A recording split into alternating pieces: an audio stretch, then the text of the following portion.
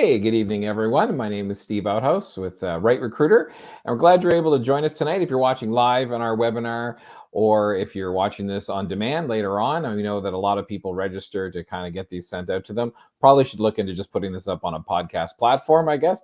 But we appreciate you being here and appreciate your time. And just for anyone new joining us, Right Recruiter was started with the kind of the vision of seeing conservative-minded people across the country being properly trained to run campaigns, to win campaigns, and so that we can have a positive impact on sort of any level of government that we're getting involved in, and then being trained to actually operate as successful staffers and leaders within that government, so that we earn re-election and the chance to keep doing good things. And so these webinars are sort of a monthly opportunity where we get together, draw on the experience of people who've been in the staffer world or active in some level of conservative politics now, and they get to share their experience, and we take questions during the evening, and it's just a great time where we get a chance to interact and learn from that experience, and hopefully build into kind of the next generation of conservative staffers that are out there, and campaigners as well. We've been doing a lot on the staffer side, so we'll probably be looking, especially with the federal election coming up here in the next year or so, we'll start to do a little bit more on the campaigning side as well. So tonight, excited to have our guest with us, Idi Yangodor. And Idi is just a fantastic individual, and I've had a chance to work with him as a staffer, and then just work with him in other spheres as well since we stopped being staffers back in 2015, which is a time we shall not speak of anymore. Idi works with, he's the Vice President of Global Partnerships at Wellington Advocacy. He draws from his experience in international development, blended finance, public policy, and strategic communications to serve private sector companies, governments, and civil society organizations.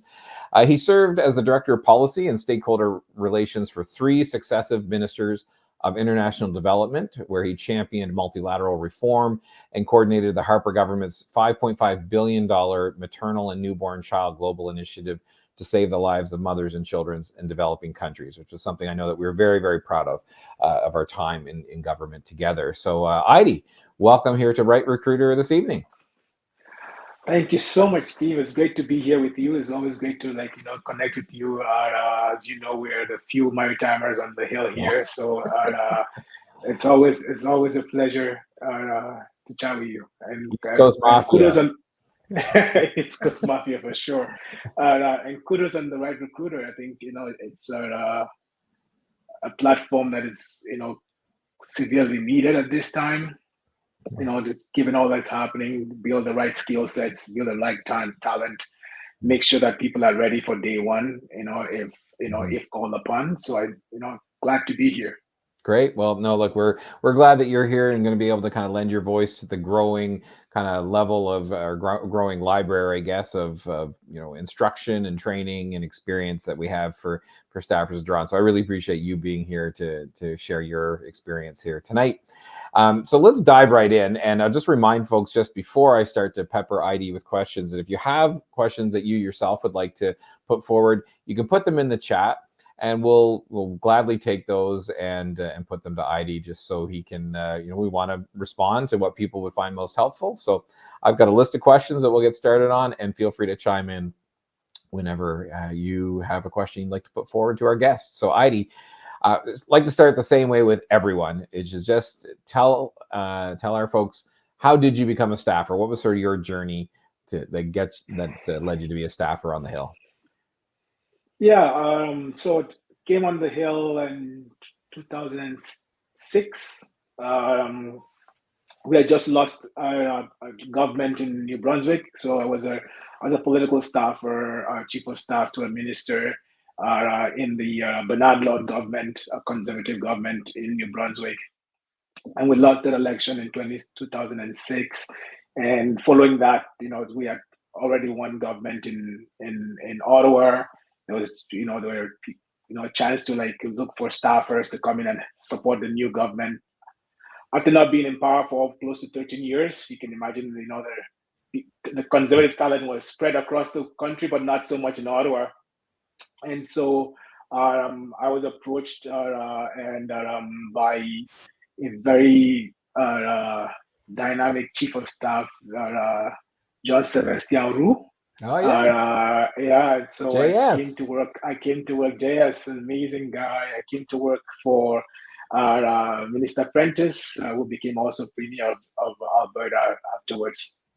And then from then transitioned to global affairs, where was originally my interest. Yeah.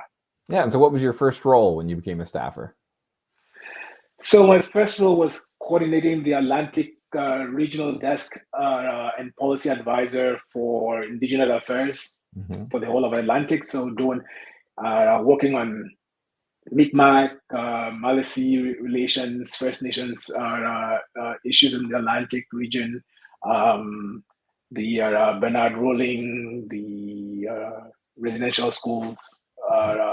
So that's my first set of files out here in Ottawa. It's pretty interesting too, because I mean, as you can tell, we're just a new government at the time. A lot of, I guess, a lot of waiting and see to see if this government was actually going to deliver on its 5 priorities at the time, as you can remember. Yeah. And then how everybody else shapes into fits into those 5 priorities and deliver it. And so it was really exciting. Get some big things happen at that file. Obviously, the residential school apology, the settlement of that, especially also a lot of land claims. BC all the way down to the Atlantic region. It was really exciting times. Yeah. Excellent. So we're going to get into, you talked about making the transition over into international development, and we're going to dwell on that for a big chunk of our discussion. But just in general, you kind of at the front end of this, I mean, obviously you'd served as a provincial staffer and as a chief of staff there, and then you come to the Hill, and now you're the Atlantic desk there. But then just in your overall time as staffer, okay, what can you tell people? Like, what were some of the things you really liked about being a staffer? What are some of the good parts of stafferdom? So I mean, I think being a political staffer is something that you should want to be. Like, it's not for everybody, right? It's a high pace, high demanding job, one that requires a lot of multitasking abilities, right? And so if you're that kind of person, I'm a former soccer player, so midfielder, so you're always multitasking, and so that's a thing that comes to you. If you like that kind of environment, the political role is definitely one for you. And it's exciting because you can do multiple things at the same time, right? So you're working one day, you're working on specific claims. The next day, you're working on our relationship between your minister, the other minister, and a provincial government, right? At the same time, you're helping to support kind of the broader political objectives of making sure that you get re-elected, and especially when you're working in a minority government, right? You're constantly balancing between policy, public administration, as well as the need to remind yourselves that you have to stay grounded, stay dedicated to the kind of core mission at hand, which is to get re-elected, get in, potentially secure yourselves a majority government. So all of that was very exciting to me. It also, after so many years at the provincial level, I felt really privileged. I felt really lucky to be able to come and contribute at the federal level, right? Given my background and St. John, New Brunswick is a very small place. It's not a very big place, and so being able to come from there to help contribute to a conservative government delivering national leadership was really exciting. Now, what about kind of some of the challenges that you experienced, or what are some things, if someone's getting in now, or if ID was going back in time and able to start fresh with this knowledge that you have now, what are some of the challenges that you had, or some things that you wish you'd known that before you got into being a staffer? Yeah, I mean, I think the culture in the federal level is a lot different than kind of the public service in what I came from at the time, which was New Brunswick, we're very hospitable. We're very kind of, there's a lot of work in terms of consensus building in the maritime and Atlantic region as a whole. Whereas when we got here, it was a little bit more competitive, and I found that, the dichotomy between the civil service or bureaucracy itself and the political, right, political side was kind of was pretty was pretty wide, and you had to like push hard back. If not, the agenda will get taken over. Right. And it wasn't like that in where I came from. Like so that was something I would I would be appreciated to know that, listen, you're going to have to push hard on this one because there's a a separate group of people that already have their own kind of mix to to want to achieve, right? And that was one. The other thing I think would be that was very helpful was just finding cohorts of folks that are like-minded like yourselves to stay grounded in, right? Because when you get here, you can easily get distracted.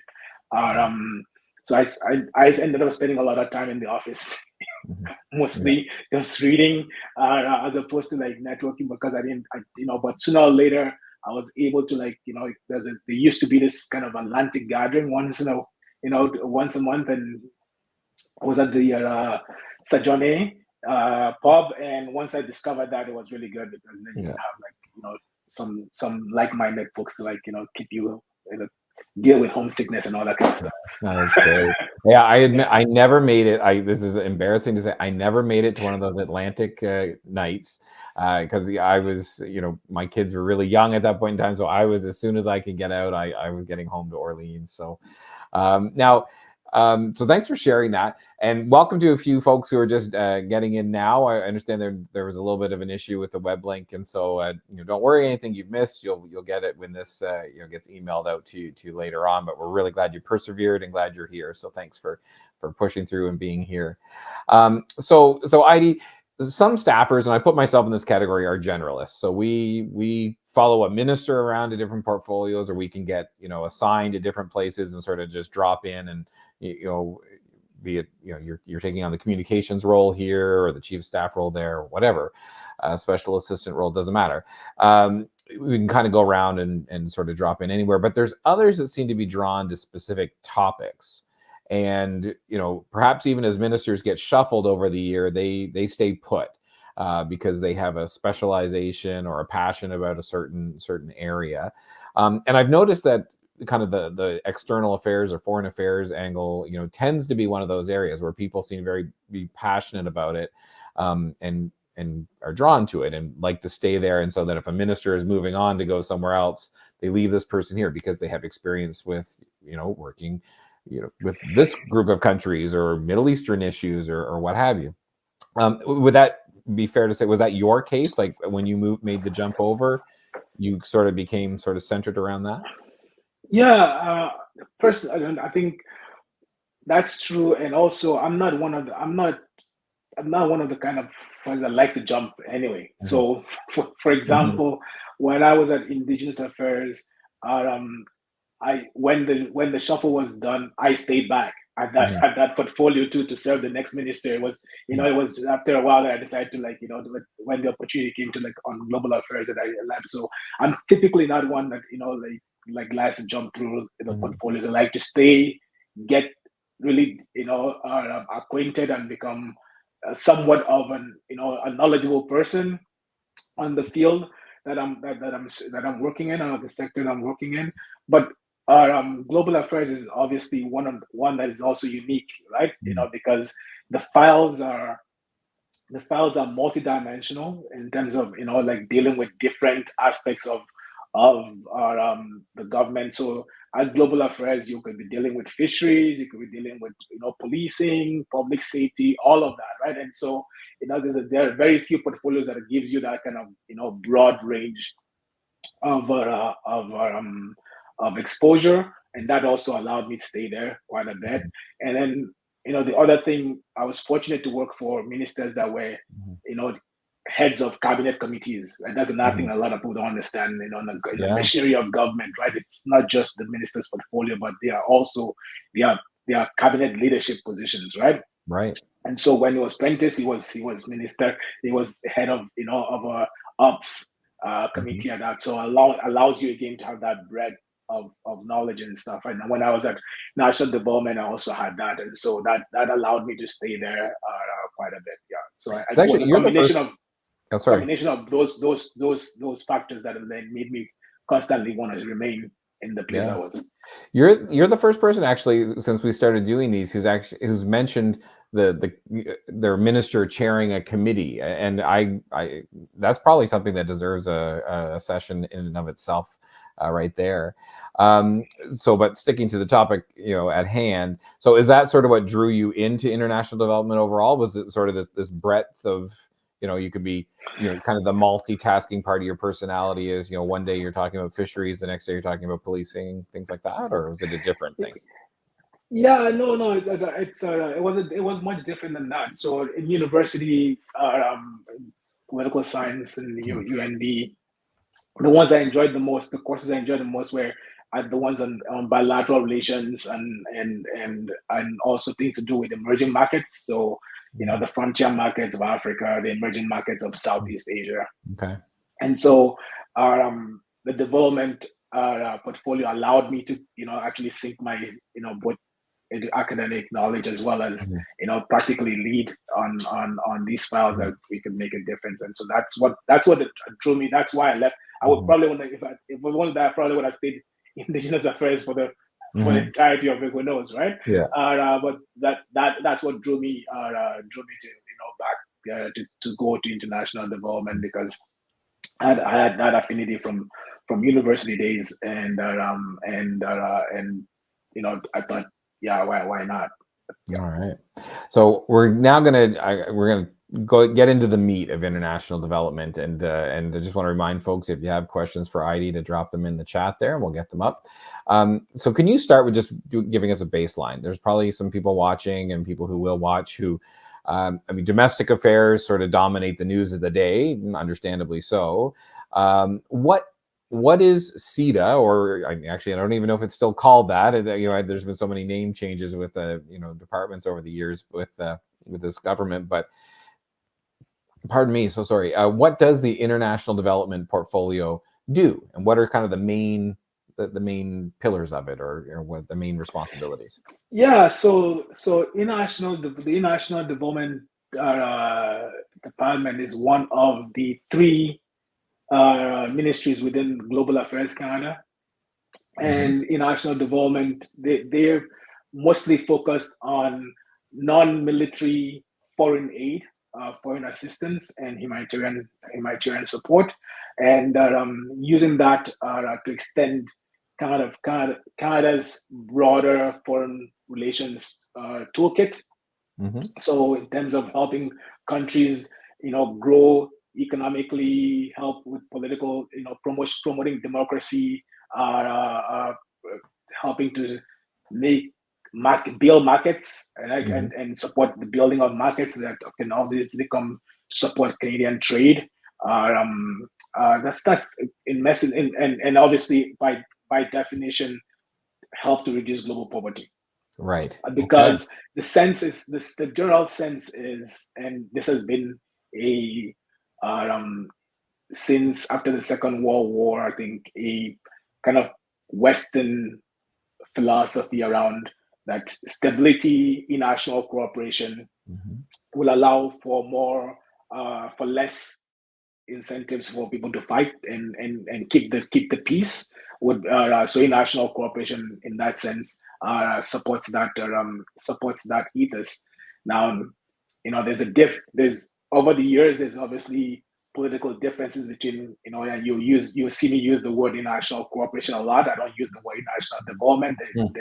There's a slight nuance, and that's Yeah. a more of a conservative thing, a conservative principle, versus that on the left and the right side of things. So development is seen more as a kind of a charitable, social impact, social cause, whereas corporation kind of takes all the bigger gambit, right? Defense, security, stability, right? The need to advance our interests while also trying to achieve global good. So that's a nuance. It's a very, very slight, but that's in a nutshell what International Development Department does and why conservatives are involved in international cooperation. Well, okay, so let's expand on that a little bit more, because you started to kind of get into the kind of the crux of what I want to delve into a bit here. I mean, the Right Recruiter is about developing conservative talent and conservative staffers and so on. So can you talk to us a little bit about the difference between right and left, and sort of what are the good pillars of international cooperation? I think, and that's interesting. I've heard both terms before, but even just having you explain the nuance of it, it seems so crystal clear when you do that, as opposed to, oh yeah, it's charity and we're giving things away and whatever, but versus being a cooperative, positive force for good. Can you talk us through sort of what are the pillars and the principles that you would see as sort of what are you trying to advance? Because all those things you said about what the portfolio does or the ministry does, they all sound like noble goals, but I'm sure there's a lot of different ways and approaches that people would try to achieve them. Yeah, I said that. Listen, the core differences I think are between left and right is, and I guess first just to state, international, not foreign assistance, and again the premise of it, right? From a Western country like Canada, is basically helping us to maintain the international rules-based order, right? A liberal order, helping us to counter emerging or competing powers like China, like Russia. So in the broad sense of it, there's not a lot of differences. It's the modality is what changes, right? So the modality of how you actually advance this bilateral cooperation or bilateral engagement with countries, that modality is where I think things begin to shift a little bit. Conservatives are more very practical in terms of they are approaching national development and cooperation. We focus more on like kind of pay for results, kind of like looking at the results aspect of it, accountability, transparency, pushing very core values like rule of law, and as well. And I think not that this doesn't happen on the left side of things, which all of those happen, except seems mostly sometimes driven by more the symbolic aspect of it, right? Okay, it can, as well. So trying to make that kind of broad symbolic gestures, right, and not so much and sometimes doesn't follow through with that kind of concrete actions, which then leads to the lack of accountability.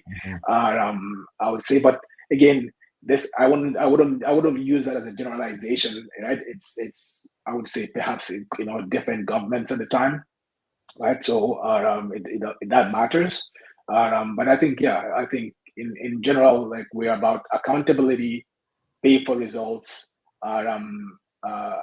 values driven, and one that is focused on advancing our interests as well. So you couldn't do, conservatives are now going to want to do, support international cooperation if it doesn't also advance the national interest. And whatever we define that national interest can be fluid, but national interest has to be a key component of what international cooperation looks like within the broader rubric of international relations. Yeah. I'm gonna do a couple other ones. Then we got a couple questions coming in the chat here from Carrie and Chad that I'm gonna go to in a minute. When you talk about results though and accountability, like, that can't be easy in an international context, because it's not even like you're giving direction to your departmental officials to go deliver this program to people who live in one country of which we have oversight over. I mean, you're dealing with governments and various levels of development of their government, or capacity issues and perhaps underlying poverty, and so, like, how do you gauge what's being successful when it comes to results? Does that kind of truly differ from country to country and situation to situation? Yeah, I mean, you're not gonna different countries are at different stages of development, right?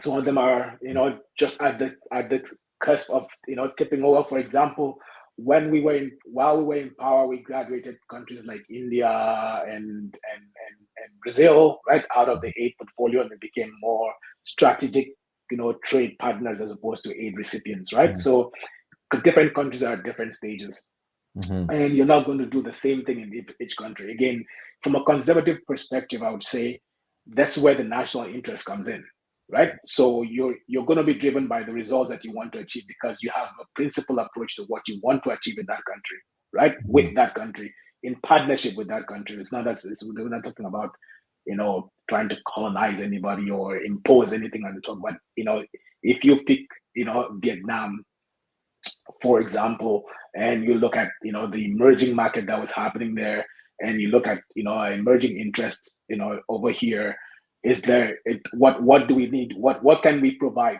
so we have like financial services, very very robust trading ethos.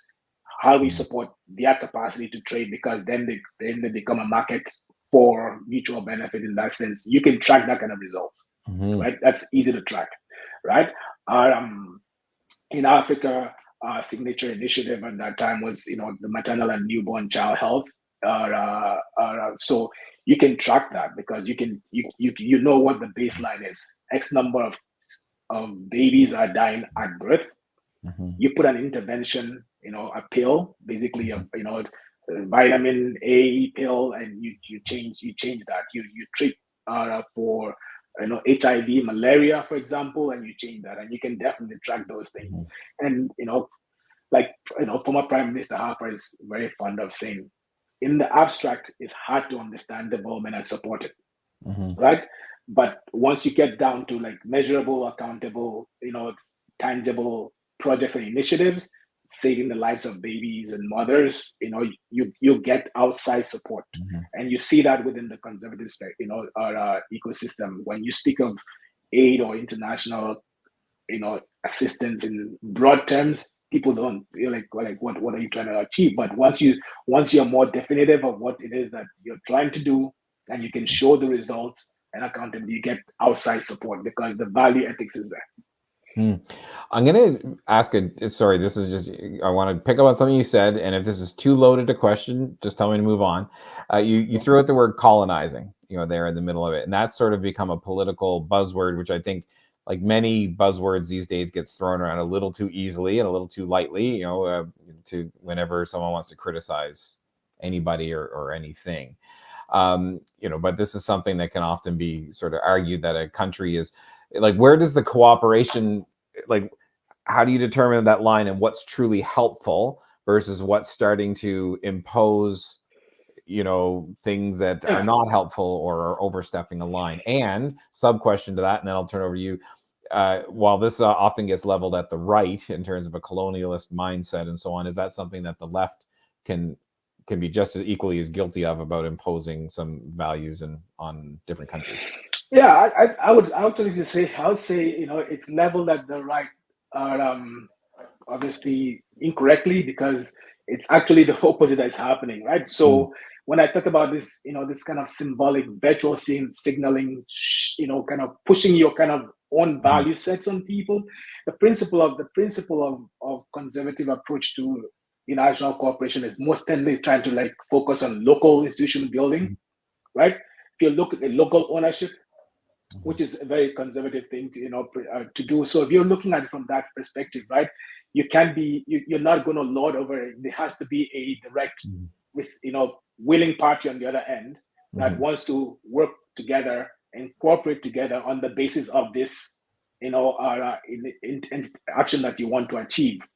Whereas you have the other side that kind of like pushes an agenda that in many ways the partner country isn't either ready to accept or actually can't accept it, right? So you in mhm, some, like you would see, and this is not me casting aspersions on anybody, but you could see where you kind of push a certain social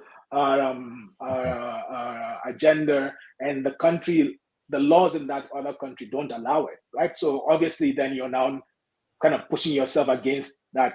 You are loggerheads with the country that you're trying to work with, or in a sense, they feel that you're kind of coming to preach to them what it's right or wrong for them to do, right? Mhm. We never did that, Mhm. and you are hard pressed to see a center right government that's going to do that. They would, there are other ways to kind of cajole people to come to your side, but at the end of the day, there has to be a winning party on the other end, and it has to be more about it, building up local institutions and local ownership. Yeah, excellent. So I'm going to jump to a question here from Chad, because you talked about how working to help and getting down to that local level. And Chad asked, sort of, how intertwined is your work with municipal development versus emerging markets or aid? Yeah, good question. So governance is a central aspect of international cooperation. If you're going to look at supporting a potential market, right, Bill, you want to be able to support rigorous institutional building. You want a rigorous governance, and to allow for stability. And so municipal governments are part of that, right? And there's an organization here called Federation of Canadian Municipalities. They have an international program. So you mostly Canada's support for municipal development is done through FCM, Mm-hmm. and in that way, those countries that are receiving the work or partnering with FCM, they can actually learn and cooperate together with local governments and authorities here on things like how do you put together a development plan, right? How do you put together commissions? How do you do taxation at your local level so that you can actually get increase the revenue pool for a small municipality? So that all those kind of information and capacity development, knowledge transfer happens through FCM, and they're able to like pool knowledge from francophone communities all the way to anglophone communities, rich municipalities, poor municipalities, big province, small province, and share that knowledge together. So that's how you support development, and that's how development, from a Canadian perspective, is then are done with the local partners, municipal partners of the recipient country. Very interesting. So I'm going to pick up a comment there that Carrie's put in the chat, just to get your reaction to it, because she was listening to what you were describing. And she says, it seems you're describing the difference between diplomacy and relationship building as per a right approach versus national vote buying tendencies. And if I'm understanding Carrie correctly here, sort of the thesis is, is it easier to do the right thing when you're helping other governments where you don't have to worry about getting elected in certain ways versus when we're trying to maybe appeal to this group or that group and so on, and is it a little bit easier to do the right thing when you're working in international cooperation? Well, conservatives are always easier to do the right thing because they're principled. Amen. Amen. It There we go. it wouldn't matter. That's it. That's it. All you need to hear, people. That's it. Good night. It wouldn't matter whether you're in international development or otherwise. The sense is that you're guided by a set of principles, right? And you're going to push it. Now, it's political. There's some politics to it, and all politics is local, right? Even those that are in the global sphere. So there is a sense that if you look at our countries where you have an interest to advance, whether it's in building the markets or advancing the economic ties, there's a sense to like support that capacity building because there is that mutual benefit that comes to it. That in turn allows for local support, through either the businesses that are engaging there, the diaspora groups that are seeing that results, or just Canadians as a whole that are seeing the good things that are happening. For example, we just are a couple of weeks ago, or last week, is it? We bid farewell to our former Prime Minister Mulroney, and may his soul rest in peace. But part of a lot of things that people were talking about were his ability to bring people together and starting the biodiversity treaty, right? As a conservative, that's a conservative legacy for the world, for Canada, and probably one of the most successful treaties in the world to date. And it wasn't there's a domestic context to that, right? But still there's also a global impact. So you're able to do that because you're principled. Mm-hmm. Now, when it comes to when you're trying to be transactional, you get into trouble. And I would say over the 8 years, almost 10 years of a Harper government, it's save of a misplaced beverage that you didn't have any big controversies on international development. There may be people that didn't agree with the approach, but there wasn't a lot of scandal, right? Yeah, that's right. You can take that for what it's worth. I take it for what it's worth a lot, because there's a heck of a lot of scandal now, and the idea that we were anyway. Oh, an orange juice! Like the thought of that triggering anything more than a day-long story at this point in time. We see what we're dealing with. Anyway, that's a whole other story. Thanks, Chad and Carrie, for your questions. And if others have questions, you can put them in the chat. Carrie, I'm going to come back to your other question here. It's going to tie into something I'm going into in a minute. So let's shift gears a little bit, Heidi, and talk about dealing with the bureaucracy. So public servants, hardworking, and I enjoyed my time working with public servants, a lot of different people and so on. And I actually started my career in the federal public service. I guess full disclosure, I had my path to political stafferdom was unique as well. So do you have general tips for how, regardless, like setting aside whether it's international development, Aboriginal affairs, or what have you, any general tips that you want to give potential future staffers who are here on the line with us tonight as to how they should deal, or what are some of the principles that they should adopt when they're dealing with the public service? Yeah, listen, I'll share maybe some of my experience, in that sense, and what I think has been some keys to success. First, the civil servant and the public service need to be respected. They have a role to play. They have actually a statutory role to play, and you need to respect them. You need to be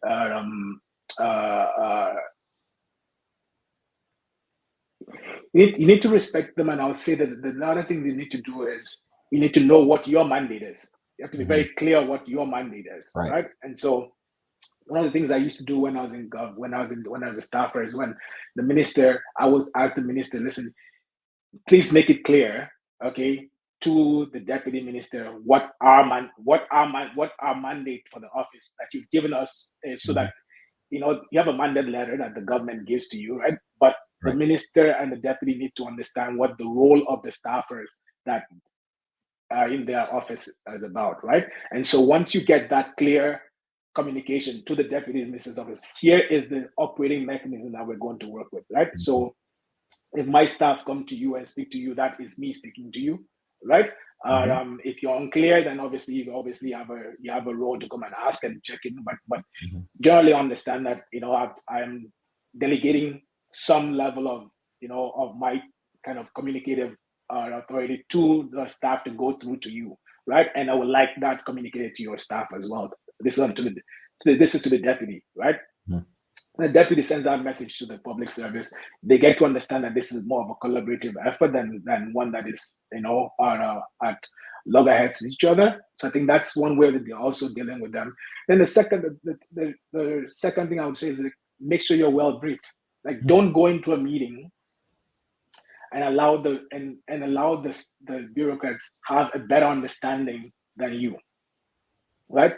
So if you're going to go into a meeting, especially with your minister and the bureaucrats, make sure the bureaucrats are there to support you. They're there to also help you learn as well. So do the homework, do the if you have to have 3-4 pre-briefs, before the meeting, do that. But don't, and then obviously, because the more you understand about the file, the more you can actually help the minister and yourselves in that meeting to channel what you guys are supposed to achieve, right? Using your own set of principles, which is common with you and your minister. So I'd say never go into a meeting unprepared. So, prepare widely, pick up the phone and call, if you're dealing with a provincial, for instance, a federal provincial file, right? Mm-hmm. Regardless of what the government's stripe is at the provincial level, right? Mm-hmm. If you pick up the phone and call the minister's office at that other province, they're going to give you exactly, the political mandate and the political side, not the bureaucratic spin, Mm-hmm. right? So before you get into that meeting, okay, what the political side is as well as what the bureaucratic side is, right? And you should always do that. I think those are some of the keys to success. I think that helped me well, and I think I've been very successful seeing other people do that as well. Those are great pieces of advice. I mean, just the preparedness and being ready is key. And I really like the point you made. I just want to just reiterate it, that one about picking up the phone and calling someone to have the conversation versus just sort of if you've had that conversation with provincial government rep or someone else, and just to hear from them directly what they're saying and to hear the tone of their voice and to hear what they might be really firm on and what they might be kind of not so sure about. Those things that you can pass along to your minister or your MP, I mean, they're just invaluable. And I think, when you get into a minister's office, sometimes the temptation can be that you think, oh, I'm way up here and I don't need to do that anymore. I've got the department to rely on. And there's just no replacement for a staffer who's willing to just do that work and have the conversation. Yeah. So I think that was I'll give you like there's a funny scenario. So there's a country called Mali. It's in the West Africa, and we at the time we were the largest donor in that country. So basically, their budget support, of all like countries was coming from Canada, and there was a coup. A colonel decided to take over the country, and being who we are, and obviously ready to support and promote democracy, that was against everything that we were. I said, listen, we have to exert authority here. We have to, and the minister was, contemplating cutting the aid right away, right? But if we had acted unilaterally, it would have perhaps backfired. So picked up the phone, called the State Department. At the time, Madam Clinton was the Secretary of State, was able to get to her chief advisor, and I think her name was Cheryl. I forgot. It's kind of blah, blah. But she said, "Listen, thanks for the little call. We really appreciate. We noticed that you guys are have a big play here. We would like to find a way to use that to bring the government back, or to get this junta to lay down their arms and restore democracy." And I said, well, yeah, so let us know. And and they called on that. It made a big difference in terms of us finally saying, okay, if you can't get this done in 48 hours, we're going to cut the aid, right? And by suspending the aid right away, and having the Americans kind of use that as kind of like the negotiating point, it was very helpful in helping the guy leave government, and he left. Within 2 weeks or 3 weeks or something, he was accepting the transition. Now the country is still back up, still on that military regime down. So for all it's worth, it didn't last too long. But at least at that time, that helped us, kind of like make that negotiated approach. So it does happen between countries. It happens between provinces. But picking up the phone and speaking to your counterpart at the political level, political staffers are political staffers. That's regardless of political stripe. And that seems like a prime example of where you would use the term international cooperation versus international development, because that was a situation where, yes, there was aid involved, but by working with other countries, you were able to leverage it to hopefully get a better outcome than if you just worked unilaterally and said, no, we're taking that away. Well, then all of a sudden that bargaining chip was gone. So great example. I want to transition to, sticking with the public service side. Let's now get into the working specifically in, I guess, what's now known as GAC, which I believe is an acronym that someone created before they actually said it out loud. It's Global Affairs Canada. Used to be Department of Foreign Affairs and International Trade, DFAIT. That's fine. Do what you got to do. So Carrie had written a question here in the chat earlier, and I just need to scroll back up to it. And so she was talking about, and just to kind of summarize it here, she says she hasn't really found a way to kind of break through and get involved in global affairs. So it kind of talks about it being a tight group. And she might be better aligned in kind of, serving with a more conservative government. But so with that said, it's, and I had done a couple stints in different international, foreign affairs ministers' offices and so on. So I know, or at least my observation was, and you can correct me if it's, inconsistent with your experience, there's a lot of people in there who, in the department, who that is their passion. It's what they care about. So that's where they spent their career. Many of them looking to get on a path to work in different, embassies or, be overseas and hopefully get, to work in a country that they're really interested in or means a lot to them or is a prestigious place to operate. And so they may not have so much interest in what those lowly political staffers or the kids in short pants, have to say. So I guess I would ask, based on what Carrie's saying and my experience, was that consistent with what you experienced? And if so, what advice can you give to maybe potential staffers or future staffers who might be working in any of these international, portfolios as to what are tips they could use? Listen, so just bureaucratic culture, the folks at Foreign Affairs believe that they are separate from everybody else, and in function they are, right? Because they are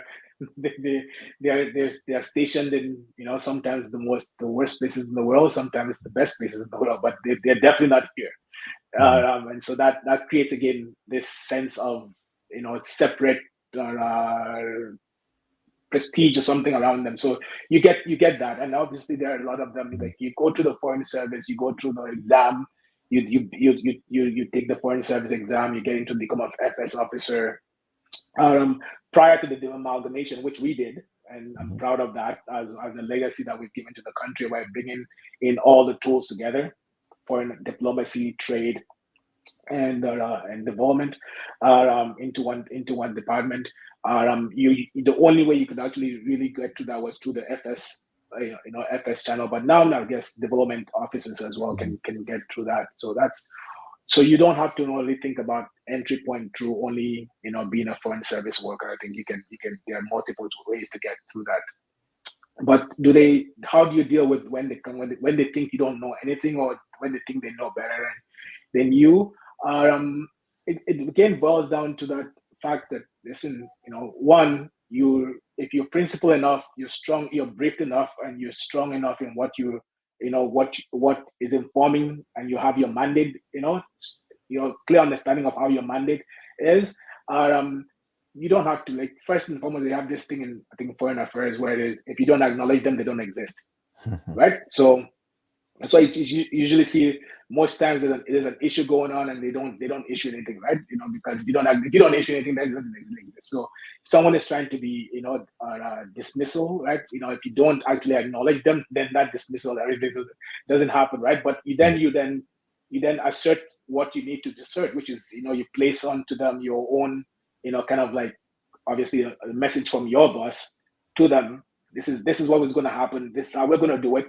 So, and they're there to execute the government's will, not the other way around, right? And staffers that understand that serve the government and their ministers very well, right? You are there to serve you are there serving at the pleasure of your minister. You're not there to to serve the bureaucracy. The bureaucracy is there to serve the government, and they have a legal statutory obligation to do that, right?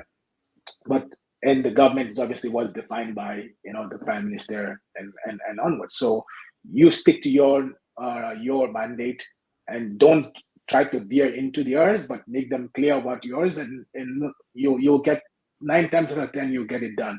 Secondly, is it matters who you speak to, right? Especially in the Foreign Affairs setting, I think it matters that you speak to equivalent level folks, because they understand the nuance and the different both political as well as other ramifications of what you're discussing, as opposed to going to speak to the desk officer who is very, very maybe, like you said, a lifer and very ideological already, and Mhm. not really not willing to be flexible. So some of that is very important to you. You determine, this is the right person. Am I speaking to the right person? And if you're speaking to the right person, what is the right approach for that person? If you're not speaking to the right person, maybe you shouldn't waste your time doing that. That's great advice.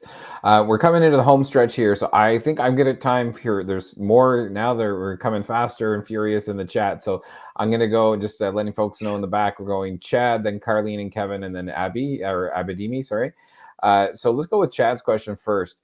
When engaging with your colleagues in other countries, are you typically paired with the same type of professionals, or is it a mix of private and public officials, or sometimes is it honestly a capacity building exercise at times?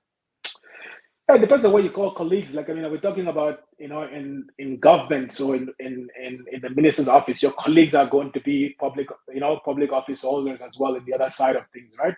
So that's who you're gonna deal with. But I think I also did stakeholder relations. So beyond policy, there's also the stakeholder relations part of it, which is very important for a minister to be able to achieve their own mandate, right? It's important that you very early on establish who are the key stakeholders for you. In Canada, and in our government, Canadian private sector, we took a very different approach from the previous government. So we made sure that we, acknowledge that Canadian private sector are just equal important actors in international development and international cooperation as our civil society organizations and as our multilateral organizations as well, right? So and within those two, we took and I think this is again a conservative approach at the time, a Canada, advantage first, which means that Canadian civil society organizations, those NGOs that do work, as well as Canadian private sector, have pretty much enough capacity to engage, in this work. And if we haven't, if we can't find it in Canada, and then we can probably go out and find it, in the multilateral agencies. But let's start with Canadian organizations, and that includes Canadian private sector as well as Canadian NGOs. Between those two, I think you've covered 99% of it, if not 100%. And so that's how we would engage, and that's how I would engage with counterpart countries. The next thing is usually when you go out on visits, either to field or at international fora, I made it a point to pull together the other staffers, right, and meet together, right. So if we went to the UN, right, I made it a point of organizing either an informal gathering, coffee, lunch, or something with the other staffers while the ministers were in their meetings. Sometimes there's no point of sitting in there, right? You already know what the minister is going to say, right? It's like, Yeah. she got my vote already. Like, I've already read those. So, I wrote those yeah, speaking notes. I read the I don't need notes. to hear I've them. been there. Like, I don't really need to be there. It's been transcribed. Whatever you say, there's going to come back anyway. Yeah. So use that time wisely. So I usually would, convene other staffers, and it didn't matter what political stripe they were, as long as they were, kind of, G7, sometimes G20. It helped build relations, right? Because later on, colleagues from other departments sometimes wanted to deal with, that country. You could obviously call that staffer and help them get directly to the help they needed, than trying to go through sometimes the embassy and all that stuff. So it's a combination of things, but I think good stakeholder relations, making sure that you understand that Canadians are your first priority, at every point in time. I always took the approach that, listen, we don't owe anybody anything. We owe Canadians all everything, right? So we have no moral obligation to do anything to anybody else, right? But in saying that, though, if we have a moral duty to support Canadian private sector and Canadian organizations to advance our interests, right? By doing so, we're going to have to build enabling markets on the other end, right? But the priority and the starting point is Canadian interest. Excellent. All right, couple rapid fire ones here so Carlene and Kevin Hawley. Carlene's one of our candidates of record from the Kitchener area, and Kevin, just lovely people. So there you go. What do you perceive as the greatest external and internal barriers to effectively advancing global development initiatives? So, I mean, I'll speak in the current context, right? I mean, in the current context of the world that we live in now, there are these emerging powers that are competing powers that are happening. China, Russia, are, India, Saudi Arabia, Korea, Brazil, right? They are all out there trying to advance their interests as well. And currently, it looks as if in the last, you know, this last administration, this last government, is finding it hard to be relevant in the world. And it's finding it hard, I think, to be relevant because, a lot of it has been symbolic approaches. Canada is back. Canada is back from where? Right? Canada never left. And because of that, there's been a tendency to push more on the multilateral side of things. And when you push into this multilateral agencies and multilateral approach, you lose your own identity because you lose your own principles to their own kind of culture and ethos. And whereas the people that we're competing against, the Chinas of the world, are not doing that. So we need to be a little more, I think, less naive about globalism today, right? And be much more intentional about the kinds of things that we want to do. We can't be at every table, right? So we need to be intentional about which tables we want to be at and what it is that we're bringing to that table, right? Another example would be, you've heard a lot about so-called Africa strategy. The government has been trying to build an Africa strategy for the last 8 years or whatever. In the meantime, like those countries are now waiting for you to do that, right? So the question becomes, do they even want what you're selling? Right. So, and if not, why not, right? I think those, you need to be that clear. For example, Nigeria is going to be, by 2050, it's going to be the third largest country by population in the world. Wow. Right? Nothing we can do can change that. Now, it's an oil producing country. Canada is an oil producing country. Why don't we have a deeper relationship with them, especially when they are crumbling, their infrastructure is crumbling, the expertise may not be as robust at this point. Shouldn't we be doing more deeper engagement with that? They're going to produce oil, whether we like it or not, and so trying to not build on that expertise. I think it doesn't do us any good, and certainly doesn't do them in some ways any good as well, because they get to sell it to other places and not develop as to their full potential. Same thing as the debate has been going on recently, where countries are coming to us about the LNG, like by far cleanest of all, and there is no way that we're going to be out of fossil fuel development anytime soon, because to get the materials that you're trying to get to build electric cars, you need fossil fuels to drill down into it. Yeah. Right. Yeah. So stop talking logic. Yeah, come on. No. Yeah, exactly. So I think in all of these things, we need to be more. When we need a new approach to international cooperation that is more intentional and is less naive. Excellent. All right, Abidemi, and I hope I said the name correctly. Abidemi asks, do you have tips and ideas on how best someone from the private sector might transition into working as a political staffer? In general. Yeah, well, first and foremost, try to volunteer. First and foremost, I mean, I hope that you'll be thinking about volunteering for a conservative campaign, and volunteer for a conservative campaign. Go door knocking. Get to understand, the party. Volunteer for other things than just door knocking. Become involved, and there is a parliamentary internship for those of you that are able to qualify. There's internships that are run through the party, and that also gives you a chance to learn how to become a staffer. I think at the very end, go to Right Recruiter, and then look at you, and they will get you in the right part. I'm going to get you a free t-shirt for that. Thanks. So Heidi, we're at the end of our time. But before I let you go, I always like to kind of give staffers a chance to just reflect and look back.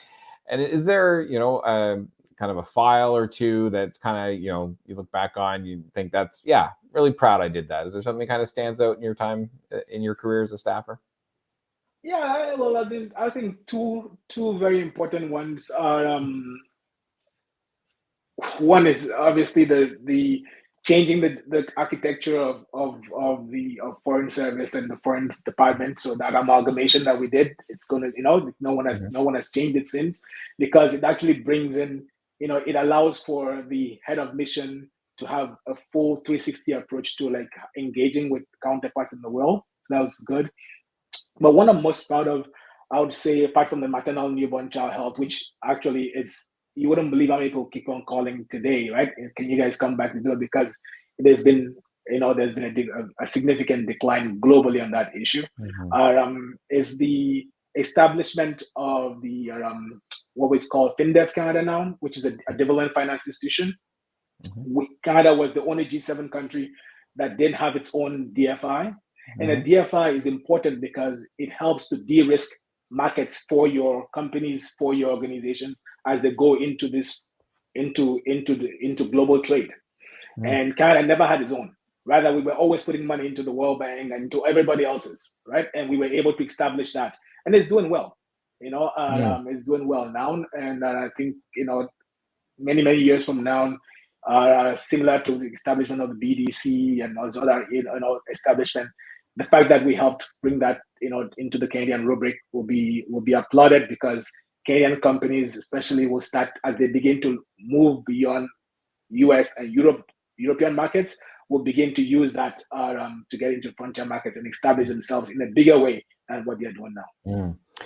Interesting, and I want to just end on this because I want to highlight something there. So when you say, apart from, of course, the maternal health and a newborn initiative, I honestly expected that would be what you would say, because it's just such a massive public-facing thing. But it was just interesting to me to hear you as a staffer say it's these other things, like we changed this infrastructure to work this way and to get better results for Canadians, and we did this, which is going to help Canadian businesses.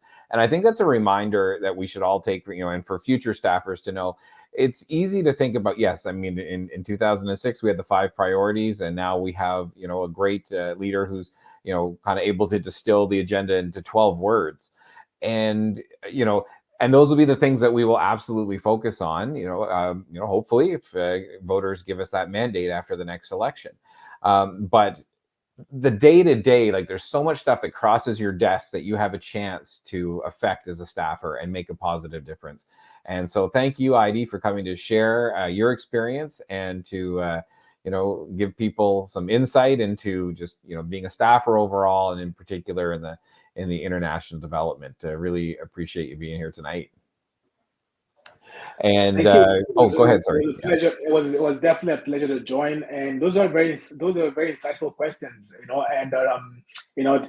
if some of them come back as well, I'm willing to give you some answers that you can communicate it back to them. But again, I just want to say kudos to you, because we didn't have this coming on the Hill, and had we had this kind of orientation for staffers that are coming on the Hill at the initial, just it would have made a big difference. Because when you get into government, writing MCs, going through treasury board submissions, these things are huge, right? And I hope that the right recruiter is take people through those kind of boot camp and help them establish before they actually get into that role, which will be very, very helpful. And last thing I would say is the FAA Act, which we brought in, has definitely had an impact in terms of bringing in seasoned people. And so what you're doing is actually helping to actually bridge that gap,